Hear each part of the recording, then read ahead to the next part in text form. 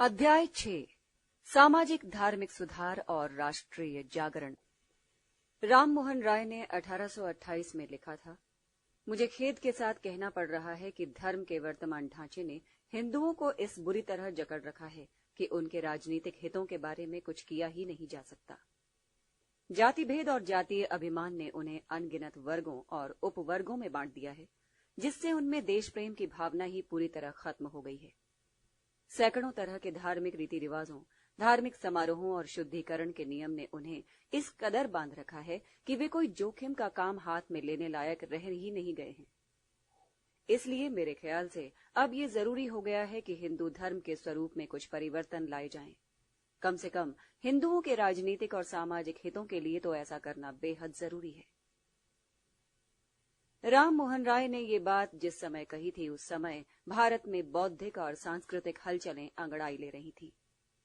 19वीं सदी के सामाजिक जीवन में इस नई लहर को महसूस किया जाने लगा था। दरअसल ब्रिटिश साम्राज्य के विस्तार और इसके साथ औपनिवेशिक संस्कृति और विचारधारा के प्रचार प्रसार की प्रतिक्रिया में ही ये लहर उठनी शुरू हुई थी। बाहरी संस्कृति के इस फैलाव से भारतीयों के लिए ये जरूरी हो गया था कि वे आत्मनिरीक्षण करें और अपनी संस्कृति और संस्थाओं की शक्ति और कमजोरियों की छानबीन करें।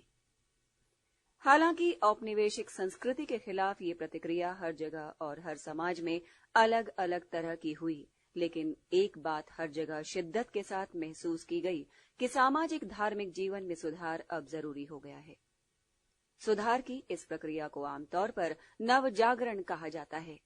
हालांकि ये कहना पूरी तरह ठीक नहीं है। बहरहाल इसकी शुरुआत हुई और उस समय नए नए उभर रहे मध्यम वर्ग, बुद्धिजीवियों, जिनमें परंपरावादी और पाश्चात्य शिक्षा प्राप्त दोनों किस्म के लोग थे, और उनके अनुयायियों ने इस प्रक्रिया को सामाजिक आधार दिया। राम मोहन राय ने 1828 में बंगाल में ब्रह्म समाज की स्थापना कर सुधार की इस प्रक्रिया को शुरू किया और फिर धीरे धीरे पूरे भारत में सुधार की ये लहर फैल गई। ब्रह्म समाज ने देश के विभिन्न भागों में अपनी शाखाएं स्थापित की। इसके अलावा भी दूसरे कई सुधारवादी आंदोलन और संगठन सामने आए।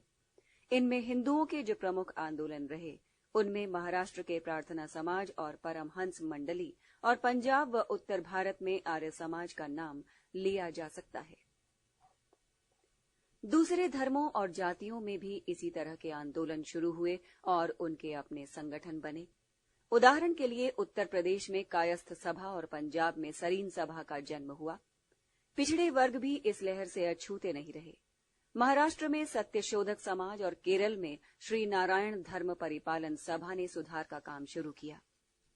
अहमदिया और अलीगढ़ आंदोलन, सिंह सभा और रहनुमाई मजदे आसान सभा क्रमशः मुसलमानों, सिखों व पारसियों के बीच उभरी सुधारवादी शक्तियां रहीं।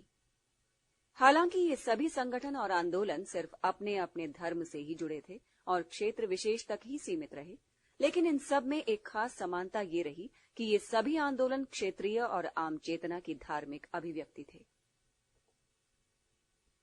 हालांकि इन आंदोलनों का ज्यादा जोर धार्मिक सुधारों की तरफ ही था, फिर भी इनमें से किसी भी आंदोलन का चरित्र पूरी तरह धार्मिक नहीं था। इनकी अंतः प्रेरणा थी मानववाद। परलोक और मोक्ष जैसी बातें इनका मुद्दा नहीं थी, बल्कि इनका सारा जोर इहलौकिक अस्तित्व पर था। राम मोहन राय अगर परलोक के संभावित अस्तित्व की बात मानने को तैयार हो गए थे, तो वो सिर्फ इसलिए कि उनके आंदोलन के प्रसार के लिए ये फायदे की चीज थी। अक्षय कुमार और विद्यासागर संशयवादी थे, जिन्होंने इस तरह के सवालों पर किसी किस्म की चर्चा से साफ इनकार कर दिया था। ईश्वर है या नहीं, ये पूछे जाने पर विद्यासागर का जवाब था कि ईश्वर के बारे में सोचने के लिए मेरे पास वक्त नहीं है, क्योंकि अभी तो इस धरती पर ही बहुत काम किया जाना है। बंकिम चंद्र और विवेकानंद ने इहलौकिक उद्देश्यों के लिए धर्म के इस्तेमाल पर जोर दिया और कहा कि धर्म को मनुष्य की भौतिक समस्याओं का समाधान पेश करना चाहिए। विवेकानंद ने एक बार कहा था, तुम्हारी भक्ति और मुक्ति की परवाह किसे है? कौन इसकी परवाह करता है कि तुम्हारे धर्म ग्रंथ क्या कहते हैं? मैं बड़ी खुशी से 1000 बार नरक जाने को तैयार हूं, अगर इससे मैं अपने देशवासियों को ऊंचा उठा सकूं। धार्मिक आस्थाओं और सामाजिक व्यवहारों के बीच अंतर संबंध के कारण सामाजिक सुधार के लिए पहले धार्मिक सुधार जरूरी शर्त है। उस समय आम हिंदू के जीवन के हर क्षेत्र में धर्म का दखल होता था। उसका खाना पीना, चलना फिरना, उठना बैठना सभी कुछ धार्मिक नियमों और व्यवस्थाओं के तहत नियंत्रित और निर्धारित था। इन नियमों के उल्लंघन का मतलब था पाप और अधार्मिकता। ठीक यही बात मुसलमानों पर भी लागू होती थी। उनके जीवन के भी हर मामले में धर्म का पूरा दखल था। धर्म उस समय के समाज पर किस तरह हावी था, उसे देखते हुए ये बात साफ हो जाती है कि धर्म पर पकड़ बनाए बगैर किसी तरह का सामाजिक सुधार तब संभव नहीं था। अंधविश्वासों का जाल। 19वीं सदी का भारतीय समाज पूरी तरह धार्मिक अंधविश्वासों के जाल में जकड़ा हुआ था और इसके चलते सामाजिक सुधार की कोई गुंजाइश नहीं थी। मैक्स वेबर ने लिखा है कि हिंदू धर्म दरअसल जादू, अंधविश्वास और अध्यात्मवाद की खिचड़ी बनकर रह गया था। ईश्वर की पूजा की जगह पशु बलि और शारीरिक यातना जैसी जघन्य प्रथाओं का सिलसिला शुरू हो गया था। जनमानस पर पुजारियों और धर्माचार्यों का जबरदस्त असर था। मूर्ति पूजा और बहुदेवोपासना ने पुजारियों और धर्माचार्यों के इस वर्चस्व को कायम रखने में और भी मदद की। सारे आध्यात्मिक ज्ञान का ठेका उन्होंने ही ले लिया था और धार्मिक रिवाजों व नियमों की वे मनमाने ढंग से व्याख्या करते थे। राम मोहन राय के अनुसार इन पुजारियों ने धर्म को धोखाधड़ी और पाखंड के तंत्र में बदल दिया था। धर्म भीरू लोग अदृश्य और सर्वशक्तिमान ईश्वर को तो सर्वोपरि मानते ही थे। इन पुजारियों की इच्छा, आज्ञा और मर्जी को भी ईश्वरीय आदेश की तरह ही सिर झुकाकर स्वीकार करते थे। ऐसा कोई भी काम नहीं था जिसे धर्म का नाम लेकर लोगों से कराया न जा सके। हालत ये थी कि पुजारियों, धर्माचार्यों की यौन तुष्टि के लिए महिलाएं खुद अपने आप को समर्पित कर देती थी। उस समय सामाजिक स्थिति भी इसी तरह दयनीय थी। महिलाओं की हालत तो सबसे ज्यादा खराब थी। लड़की का जन्म दुर्भाग्यपूर्ण माना जाता था। उसकी शादी बोझ समझी जाती थी और विधवा होने पर तो उसे कोई पूछता ही नहीं था। कई इलाकों में तो हालत ये थी कि लड़की पैदा होते ही लोग उसे मार डालते थे। अगर किसी तरह लड़की इससे बच भी गई तो उसे बाल विवाह की यातना झेलनी पड़ती थी। लड़की की शादी जैसे तैसे कर दी जाती थी। सामाजिक अपयश न हो इसलिए किसी के साथ भी उसकी गांठ बांध दी जाती थी। इस तरह लड़की के लिए शादी कोई सुखद अनुभव न था। मिसाल के तौर पर बंगाल के एक 80 वर्षीय ब्राह्मण की करीब 200 पत्नियां थीं और उसकी सबसे छोटी पत्नी की उम्र थी सिर्फ 8 साल। कई लड़कियां तो शादी के दिन के बाद दोबारा शायद ही अपने पति को देख पाती हों। इसके बावजूद जब उनके पति की मृत्यु होती थी तो समाज उनसे अपेक्षा करता था कि वे सती हों। राम मोहन राय ने इस प्रथा का घोर विरोध किया। उन्होंने कहा कि किसी भी शास्त्र के अनुसार ये हत्या ही है। बहरहाल अगर कोई महिला सती होने से बच भी जाती थी या बचा ली जाती थी तो जीवन भर उसे वैधव्य भोगना पड़ता था। अपमान, तिरस्कार, उपेक्षा और मुसीबतों की पहाड़ सी जिंदगी। फिर जाति प्रथा थी जो कई तरह के सामाजिक आर्थिक शोषण का हथियार बनी हुई थी। संस्कार और कर्म पर आधारित वर्ण व्यवस्था समाज को ऊंचे और निचले तबकों में बांट रखने और लोगों के अलग अलग सामाजिक दर्जों को बरकरार रखने के लिए पोषित की जा रही थी। इसने समाज को इतने टुकड़ों में बांट रखा था कि उसमें गतिशीलता ही नहीं रह गई थी। समाज जैसे जड़ हो गया था और इसकी सबसे ज्यादा दुर्भाग्यपूर्ण बात थी छुआछूत, जिसके चलते शूद्र को आदमी का दर्जा भी हासिल नहीं था। इसके अलावा दूसरे कई तरह के सामाजिक नियंत्रण, अंधविश्वास, धार्मिक कट्टरता, अंधभाग्यवाद, हैसियत और अधिकार जैसे कारक भी थे जिन्होंने समाज को कई स्तरों पर बांट रखा था और जड़ बना रखा था। सुधारवादी आंदोलनों ने इन बातों को पतनोन्मुख समाज के लक्षण की संज्ञा दी और इनका विरोध शुरू किया। इन आंदोलनों ने आधुनिकीकरण की प्रक्रिया शुरू करने के लिए पहले सामाजिक वातावरण तैयार करने का काम हाथ में लिया। इसके लिए सुधारवादियों ने लोगों के सामने सुनहरे अतीत का उदाहरण भी पेश किया जब इस तरह की बुराइयां समाज में थी ही नहीं। 19वीं सदी की स्थिति दरअसल उस आदर्श अतीत का ही विकृत रूप थी।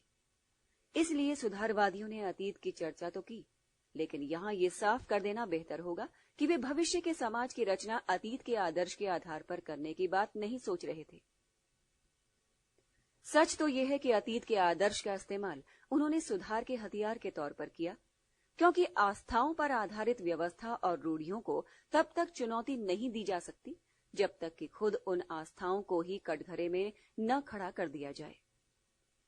इसलिए राम मोहन राय ने सती प्रथा को खत्म कराने के लिए लोगों को पहले ये बताया कि सती प्रथा को अतीत में भी कभी धार्मिक स्वीकृति नहीं थी। इसी तरह विद्यासागर ने भी विधवा विवाह के पक्ष में पौराणिक ग्रंथों से सबूत जुटाए और दयानंद ने अपने जातिवाद विरोध को वैदिक आधार पर खड़ा किया। बौद्धिक मापदंड। सुधारवादी आंदोलन के दो महत्वपूर्ण बौद्धिक मापदंड थे, तर्क बुद्धिवाद और धार्मिक सार्वभौमवाद।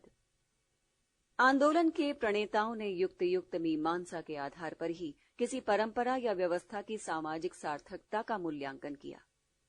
राम मोहन राय और अक्षय कुमार दत्त ने जिस तरह तर्कों के आधार पर पुरानी मान्यताओं की काट पेश की, उसकी मिसाल कम ही मिलती है। राम मोहन राय के लिए सच की एकमात्र कसौटी ये थी कि सच वो है जो दिखाई दे। अक्षय कुमार दत्त का कहना था कि सारे प्राकृतिक और सामाजिक घटना चक्र को केवल शुद्ध यांत्रिक प्रक्रिया के द्वारा ही समझा और विश्लेषित किया जा सकता है। इस नजरिए के कारण सुधारवादियों ने न केवल परंपराओं का मूल्यांकन तार्किक दृष्टि से किया, बल्कि तत्कालीन सामाजिक धार्मिक मान्यताओं को भी इसी कसौटी पर परखा कि उनकी सामाजिक उपयोगिता क्या है। इस तरह उन्होंने आस्था के स्थान पर तर्क को स्थापित किया। इसी के फलस्वरूप ब्रह्म समाज ने वेदों के निर्दोष होने की मान्यता का खंडन किया और अलीगढ़ आंदोलन ने इस बात को मुद्दा बनाया कि आज जमाने की जरूरतों के मुताबिक इस्लाम की शिक्षाओं और व्यवस्थाओं में परिवर्तन किया जाना चाहिए। सुधार की इन कोशिशों को पूरी तरह सिर्फ धर्म से जोड़कर भी नहीं रखा गया। तत्कालीन सामाजिक रूढ़ियों के स्थान पर सुधारवादियों ने जो विकल्प सुझाए, उनमें उनका दृष्टिकोण तार्किक और लौकिक रहा। जैसे विधवा विवाह की पैरवी करते हुए, बहुविवाह व बाल विवाह का विरोध करते हुए अक्षय कुमार दत्त ने अपनी बात के पक्ष में अतीत का हवाला देने या धार्मिक स्वीकृति की खास परवाह नहीं की। उन्होंने अपनी बात के पक्ष में जो तर्क दिए वे मुख्यतः इस पर आधारित थे कि इन बातों का समाज पर क्या प्रभाव पड़ रहा है या पड़ेगा। धर्म ग्रंथों में दी गई व्यवस्थाओं का हवाला देने के बजाय उन्होंने बाल विवाह के नुकसान के बारे में चिकित्सा विज्ञान के निष्कर्ष सामने रखे। विवाह और परिवार के बारे में उन्होंने बहुत आधुनिक विचारों का प्रचार किया। विवाह के पहले लड़के लड़की को एक दूसरे से मिलने जुलने की इजाजत हो, वैवाहिक जीवन का आधार पति पत्नी की बराबरी और साझेदारी हो और तलाक कानूनी और परंपरागत दोनों तरीकों से हो। दूसरे इलाकों के मुकाबले महाराष्ट्र में धर्म भीरुता और धर्म पर लोगों की निर्भरता कम थी। वहां के सुधारवादी नेता गोपाल हरि देशमुख का मानना था कि सामाजिक सुधारों का धार्मिक स्वीकृति से कोई मतलब नहीं है। अगर सामाजिक सुधारों को धर्म मंजूर नहीं करता तो खुद धर्म को ही अपने आप को बदलना होगा, क्योंकि धर्म को मनुष्य ने बनाया है और जरूरी नहीं कि धर्म ग्रंथों में जो कुछ भी लिखा है उसकी सार्थकता आज भी हो। हालांकि ये सुधार क्षेत्र विशेष या धर्म विशेष तक ही सीमित रहे, लेकिन इनका नजरिया विश्ववादी था। राम मोहन राय का मानना था कि विभिन्न धर्म दरअसल एक सार्वभौम ईश्वरवाद की ही अलग अलग अभिव्यक्ति हैं। शुरू में उन्होंने ब्रह्म समाज की स्थापना एक सार्वभौम चर्च के रूप में ही की थी। वो सभी धर्मों के बुनियादी और सार्वभौम सिद्धांतों के पैरोकार थे। वेदों के अद्वैतवाद और ईसाई धर्म के एकेश्वरवाद की वो वकालत करते थे, लेकिन साथ ही हिंदू धर्म के बहुदेववाद और ईसाई धर्म के त्रिदेववाद पर वो करारा प्रहार भी करते थे। सैयद अहमद खान ने भी कुछ इसी तरह की बात कही। सभी पैगंबरों ने हमेशा एक ही बात कही और हर देश में उसके अपने अपने पैगंबर रहे। केशव चंद्र सेन ने इस नजरिए को और स्पष्ट रूप से रखा। सब धर्मों में सच को खोजने की स्थिति में हम नहीं हैं, लेकिन दुनिया के सभी स्थापित धर्म सच हैं। उन्होंने इस सार्वभौमवाद दृष्टिकोण के सामाजिक प्रभावों को भी अभिव्यक्ति दी। उन्होंने कहा कि जो व्यक्ति हर रोज सच्चे मन से ईश्वर की उपासना करता है, उसे ये समझ जरूरी आ जाना चाहिए कि उसके सभी देशवासी उसके भाई बंद हैं। ऐसे समाज में जाति अपने आप खत्म हो जाएगी। अगर मैं ये मानता हूं कि ईश्वर एक है और उसी ने हम सबको बनाया है, तो मुझे तहे दिल से ये भी मानना चाहिए कि उसके बनाए सारे व्यक्ति मेरे भाई हैं, चाहे वे पारसी हों, हिंदू हों, मुसलमान हों या यूरोपीय हों। ये सार्वभौम दृष्टिकोण केवल दार्शनिक चिंतन नहीं था। 19वीं सदी के उत्तरार्ध में धार्मिक विशिष्टतावाद के उभरने के पहले तक इस सार्वभौम दृष्टिकोण ने राजनीतिक और सामाजिक चिंतन पर काफी असर डाला। मिसाल के तौर पर राम मोहन राय का मानना था कि हिंदू वकीलों के मुकाबले मुसलमान वकील ज्यादा ईमानदार होते हैं। इसी तरह विद्यासागर भी मानवता की सेवा के लिए जो कार्य कर रहे थे, उसमें वो मुसलमानों और हिंदुओं में कोई फर्क नहीं करते थे। बंकिम चंद्र चट्टोपाध्याय को हिंदूवादी माना जाता है, लेकिन उनका भी मानना था कि श्रेष्ठता का मापदंड धार्मिक विशेषताएं और गुण होना चाहिए, न कि किसी धार्मिक समूह से संबद्धता। पूर्व औपनिवेशिक काल को अक्सर उन्होंने मुस्लिम निरंकुशता या मुस्लिम गुलामी के विशेषणों से संबोधित किया, लेकिन इसके पीछे धार्मिक नहीं बल्कि राजनीतिक कारण थे, जो उस जमाने की राजनीतिक संस्थाओं और शासन के मनमाने और स्वेच्छाचारी चरित्र की उपज थे। सैयद अहमद खान ने भी उस काल के बारे में ऐसी ही बात कही थी कि ये शासन निरंकुशता और अत्याचार पर आधारित था। सांस्कृतिक वैचारिक संघर्ष। 19वीं सदी में हुआ सांस्कृतिक वैचारिक संघर्ष दो मोर्चों पर चला था। एक तरफ तो ये पारंपरिक संस्कृति के प्रतिगामी तत्वों से जूझ रहा था, दूसरी तरफ इसका मुकाबला सभा द्वारा संरक्षित औपनिवेशिक संस्कृति और विचारधारा से था। शुरुआती दौर की सुधार की कोशिशें भारतीय संस्कृति की रूढ़ियों को दूर करने के लिए की गई थी। धार्मिक क्षेत्र में सुधारवादी आंदोलन ने मूर्ति पूजा, बहुदेववाद और पुजारियों के एकाधिकार को खत्म करने और धार्मिक कर्मकांड के सरलीकरण के लिए संघर्ष किया। ये मुद्दे न सिर्फ धार्मिक दृष्टि से महत्वपूर्ण थे, बल्कि सामाजिक दृष्टि से भी उतने ही महत्वपूर्ण थे, क्योंकि धर्म की समाज पर काफी मजबूत पकड़ थी। इस संघर्ष ने लोगों को धर्म भीरुता के जाल से मुक्त कराया और पुजारियों द्वारा किए जा रहे शोषण का खत्म कराया।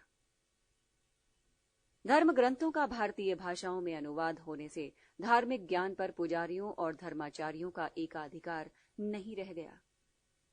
जन सामान्य तक जब ये धार्मिक जानकारियां प्रामाणिक तौर पर पहुंची, तो इसका नतीजा ये हुआ कि धर्म ग्रंथों की गलत व्याख्या कर पुजारियों ने जो पाखंड चला रखा था, उसका भी खात्मा हुआ। कर्मकांडों के सरलीकरण से ईश्वरोपासना में बिचौलियों की ठेकेदारी टूटी। इस प्रकार लोगों को उनकी वैयक्तिक स्वतंत्रता वापस मिली, जो कि पहले धर्म के मजबूत शिकंजे में जकड़ी हुई थी। समाज को जड़ बना देने वाली जाति व्यवस्था के खिलाफ भी संघर्ष छेड़ा गया। जाति व्यवस्था न सिर्फ नैतिक रूप से एक घिनौनी व्यवस्था थी, बल्कि इससे ज्यादा चिंता की बात यह थी कि इसने लोगों में देश प्रेम की भावना को खत्म कर दिया था और लोकतांत्रिक विचारों के विकास में ये सबसे बड़ी बाधा बनी हुई थी। राम मोहन राय ने वैचारिक धरातल पर इसके खिलाफ पहल की। हालांकि उन्होंने इसके खिलाफ कोई सक्रिय संघर्ष शुरू नहीं किया। बहरहाल जाति व्यवस्था के विरोध की ये आवाज 19वीं सदी के अंत आते आते तेज होती गई। रानाडे, दयानंद और विवेकानंद ने भी तत्कालीन जाति व्यवस्था का विरोध किया। जहां सुधारवादी आमतौर पर इस व्यवस्था के पूरी तरह खात्मे के पक्ष में थे, दयानंद वर्तुवर्ण को बनाए रखने के समर्थक थे। लेकिन इस मामले में उनकी अनोखी कल्पना थी। वो चाहते थे कि ये वर्ण विभाजन गुण के आधार पर होना चाहिए, जन्म के आधार पर नहीं।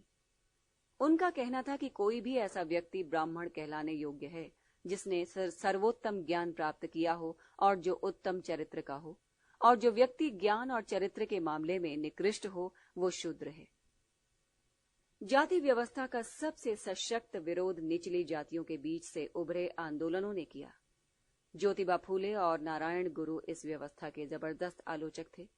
इस संबंध में नारायण गुरु और गांधी जी के बीच हुई बातचीत महत्वपूर्ण है। चतुर्वर्ण और व्यक्ति का गुणों में जन्मजात विभिन्नताओं की तरफ इशारा करते हुए गांधी जी ने उनसे कहा था कि एक ही पेड़ की सारी पत्तियां आकार और बनावट में एक जैसी नहीं होती। इसके जवाब में नारायण गुरु ने कहा कि फर्क सिर्फ ऊपरी है, पत्तियों के रस में तो कोई फर्क नहीं होता। एक पेड़ की सारी पत्तियों से निचोड़े गए रस का स्वाद एक ही होता है। नारायण गुरु ने ही ये आह्वान किया कि मानव मात्र के लिए एक धर्म, एक जाति और एक ईश्वर है। बाद में उनके एक शिष्य ने इसे इस तरह सुधारा, मानव मात्र के लिए कोई धर्म नहीं है, कोई जाति नहीं है और कोई ईश्वर नहीं।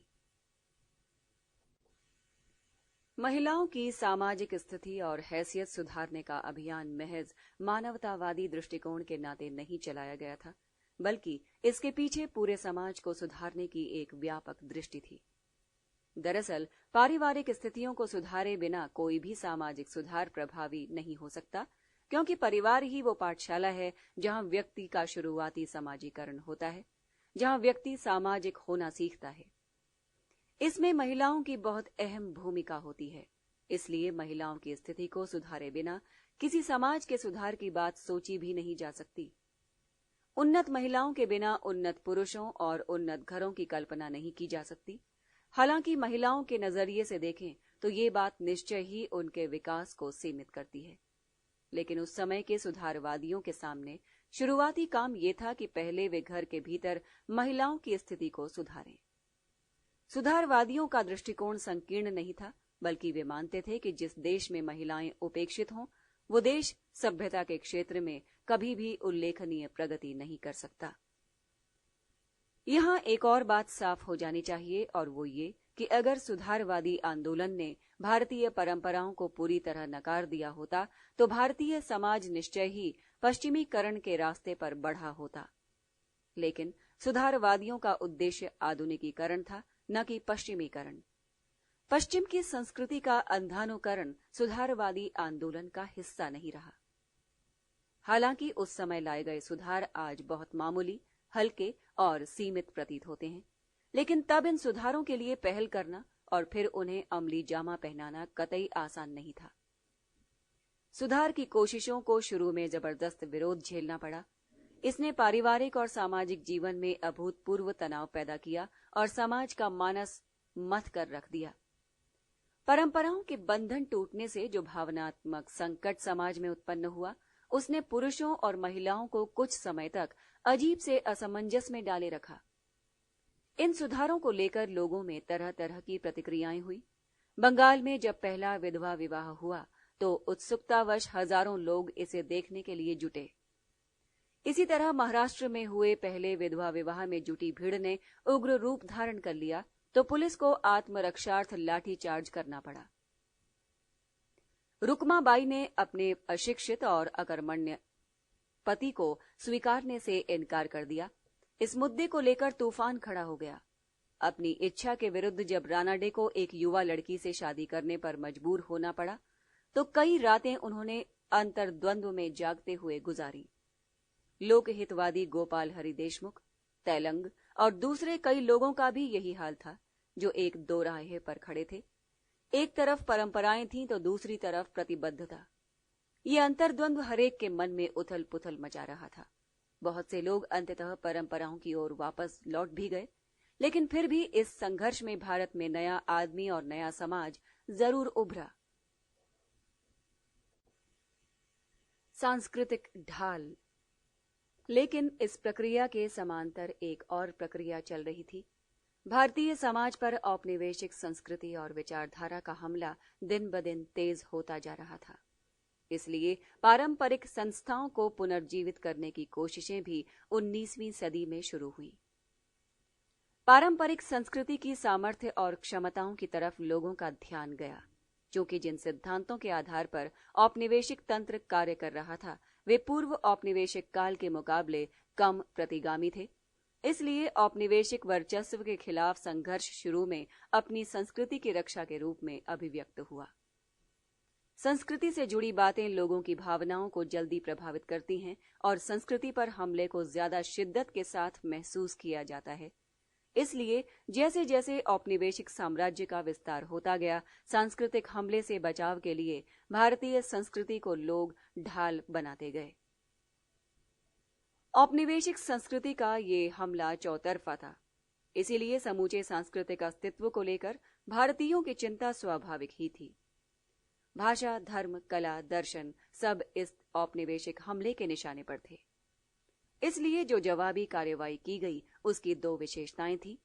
एक तो वैकल्पिक सांस्कृतिक वैचारिक पद्धति का विकास और दूसरी पारंपरिक संस्थाओं को पुनर्जीवित करने की कोशिश। इसी के तहत भारतीय भाषाओं के विकास की कोशिशें की गईं, शिक्षा की वैकल्पिक प्रणाली ढूंढी गई, भारतीय कलाओं और साहित्य के पुनरुत्थान के प्रयास हुए, भारतीय पहनावे और भारतीय भोजन पर जोर दिया गया, धर्म की रक्षा का आह्वान किया गया, भारत की पुरानी चिकित्सा पद्धति आयुर्वेद को फिर से स्थापित करने की कोशिशें हुई, पूर्व औपनिवेशिक काल की तकनीक और दस्तकारी को फिर वापस लाने और पारंपरिक ज्ञान की पुनर्रचना के प्रयास हुए। बचाव की इस रणनीति की झलक हमें तत्वबोधिनी सभा की स्थापना और उसकी गतिविधियों को लेकर राम मोहन राय और ईसाई मिशनरियों के बीच हुई बहस में मिलती है। मद्रास के 70,000 निवासियों ने शिक्षा प्रणाली को लेकर जो ज्ञापन दिया था और लेक्स लोकी एक्ट स्थानीय रीति अधिनियम के खिलाफ जो व्यापक असंतोष उत्पन्न हुआ था, उसके पीछे संस्कृति की रक्षा की ही चिंता थी। बाद के आंदोलनों में, जिन्हें आमतौर पर परंपरावादी और पुनरुत्थानवादी कहा जाता है, ये चिंता और भी स्पष्ट रूप से अभिव्यक्त हुई। पूरी तरह देशीयतावादी प्रवृत्ति के ये आंदोलन औपनिवेशिक संस्कृति के हमले से अपनी संस्कृति की रक्षा के लिए खुलकर सामने आए।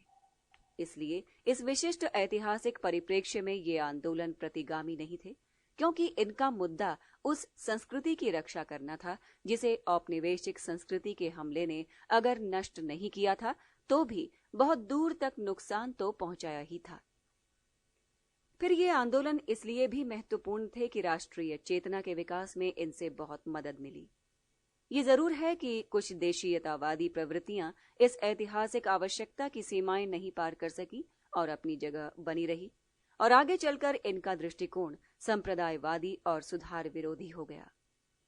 संभवतः ये राजनीति और सांस्कृतिक संघर्षों के बीच एकीकरण और तालमेल न होने का नतीजा था, जिससे राजनीतिक चेतना का विकास तो हुआ लेकिन सांस्कृतिक पिछड़ापन बना रहा। बहरहाल इन सामाजिक धार्मिक आंदोलनों के जरिए जो सांस्कृतिक वैचारिक संघर्ष चला, उसने राष्ट्रीय चेतना को जन्म देने और उसके विकास में बहुत महत्वपूर्ण योगदान किया, क्योंकि शुरुआती दौर में इसने जो बौद्धिक और सांस्कृतिक जागरूकता पैदा की, उससे लोगों को भविष्य के प्रति नई दृष्टि मिली। दूसरे, ये संघर्ष औपनिवेशिक संस्कृति और विचारधारा के हमले के प्रतिरोध के रूप में छेड़ा गया था। दो मोर्चों पर एक साथ चले इस संघर्ष ने आज की आधुनिक सांस्कृतिक स्थिति को जन्म दिया, नए आदमी, नए परिवार और नया समाज। अध्याय 6, सामाजिक धार्मिक सुधार और राष्ट्रीय जागरण, समाप्त। अगला अध्याय सुनने के लिए कृपया एक बार क्लिक करें।